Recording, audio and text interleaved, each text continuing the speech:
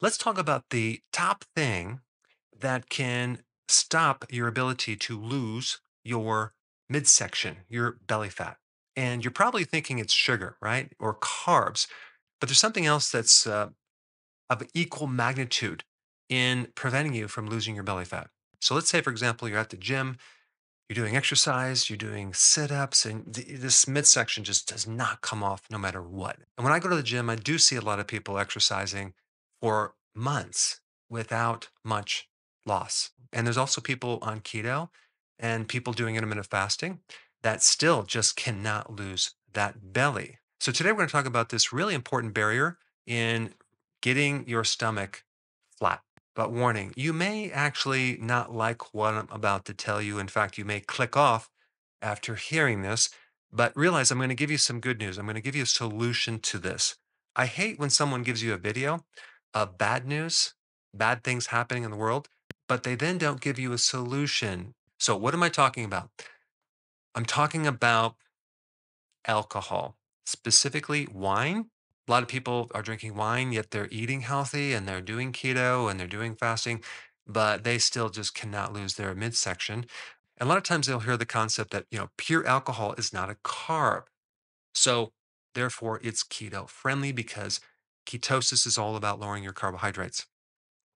Or maybe they've heard that there's such a thing as keto friendly wine because there's no residual sugars in the wine. Because a lot of times wine actually has residual sugars, small amounts, but they still have sugar. And that also includes the category of mixed drinks with added sugar or beer that has, hidden sugars. But typically, if we look at pure alcohol, it's not a carb, it's not a sugar, it's something else. It doesn't even necessarily increase your blood sugars or even insulin directly. Indirectly, it creates very severe insulin resistance, but not directly. I was traveling recently and I was at the airport and I needed to get some water, and all they had is a bar. So I went to the bar and I asked for some water. And he said, "You sure you don't want to drink?" I said, "No, I'm good." Come on, you only live once. Go ahead, have a drink. You work hard, you play hard. So I think in a social setting, it's a bit more difficult to say no, and you see these commercials where people are drinking alcohol and beer and wine, and they all look so healthy. They should probably show what a heavy drinker looks like when he or she drinks alcohol. Probably not the picture of health. So, what is the problem with drinking alcohol like wine for your belly? Well, it all has to do with this thing called the liver.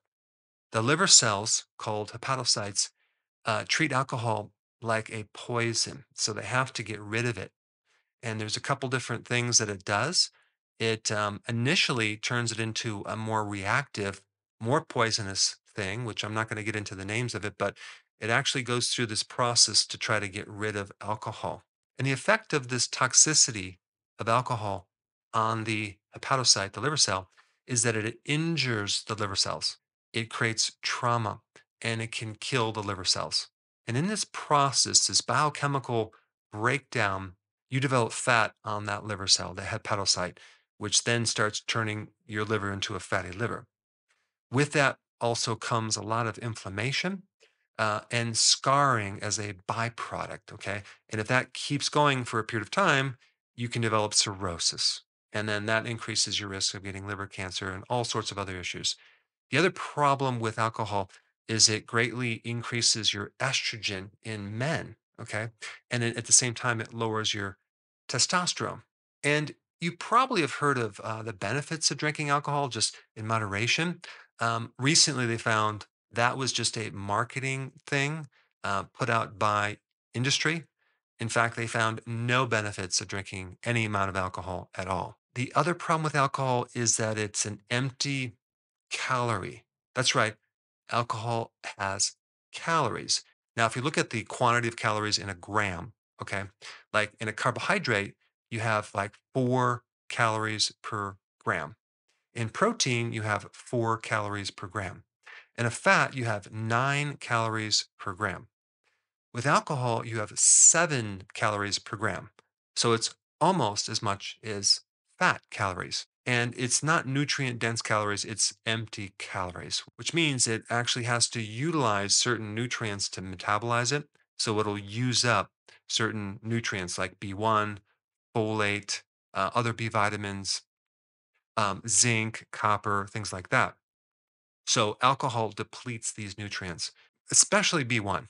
So the more alcohol or wine that you drink, the less B1 you're going to have. And that creates all sorts of other side issues like anxiety, worry, excessive thinking when you're trying to go to bed at night, nervous tension, restless leg syndrome, and just plain old fatigue, as well as hangover. Now, 50% of the population drinks alcohol. Okay. So chances are you're in that category.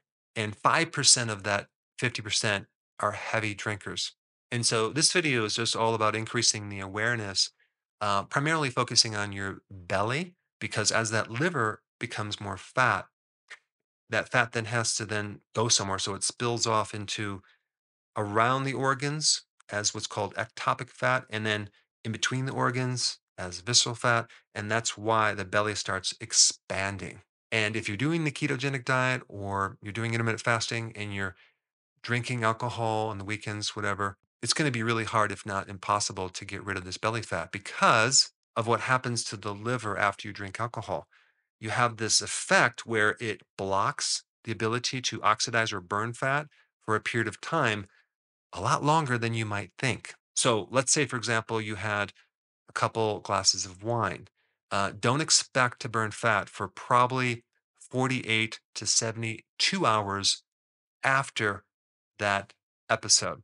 So let's say, for example, you don't drink on a daily basis, you just drink every 3 days. That alcohol really affects the brain, cognitive wise, mood wise. It affects the endocrine system, the hormone system. I already mentioned lowering of testosterone, increasing estrogen. It also affects your gut, okay, the gut microbiome, which has a whole bunch of other issues connected with that. It affects the heart. It creates a lot of negative things. What should you be doing? Well, realize the effects of alcohol and maybe you just want to stop it altogether, especially if you want to get rid of this belly. Okay. If you can't do that because of these cravings you have, take a look at the real reason why you are drinking. Is it to reduce stress? Is it more for social situations? Well, just avoid those environments where you keep getting yourself into. You know, don't gather where other people are drinking. Find some friends that are non-drinkers. Don't keep alcohol in the house. Find some other ways to reduce stress. There's a lot of things like certain herbs and like lemon balm tea is a good one. Ashwagandha herb is another good one. B1 is one of the best things for stress reduction. Try to find a natural one. And I found recently that if you take it right before bed, boy, does it help your sleep as well. And you'll just go right to sleep and then you wake up and you'll feel really refreshed. And especially if you have been drinking alcohol or especially wine, you're going to find that it's going to fulfill a deficiency and you're just going to feel a lot better within minutes, usually. The other thing you can do if you just can't give up the alcohol is to dilute the alcohol with maybe sparkling water. For example, in your wine, just fill it up with water so you have half and half. So now you're drinking half the amount, which has half of the negative effects. The other thing you can do is to take milk thistle before you go to this social activity where you're going to be drinking wine. What's so interesting about milk thistle is that milk thistle protects the liver against poisons. Okay, Tylenol poisoning, snake bites, poisoning from mushrooms. It's a very unique natural herb that can also help if someone has cirrhosis or inflammation in the liver or a fatty liver. And the last solution I'm going to recommend is kombucha tea. Try to find one with the least amount of sugars, but kombucha tea has this interesting texture, feel like it's a carbonated beverage similar to beer. It's kind of thick, acidic, and it gives you a nice, relaxed feeling.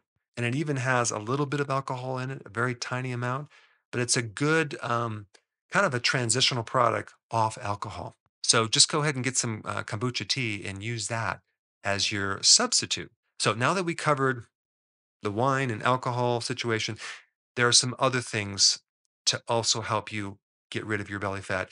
And if you haven't seen this popular video, I put it up right here. Check it out.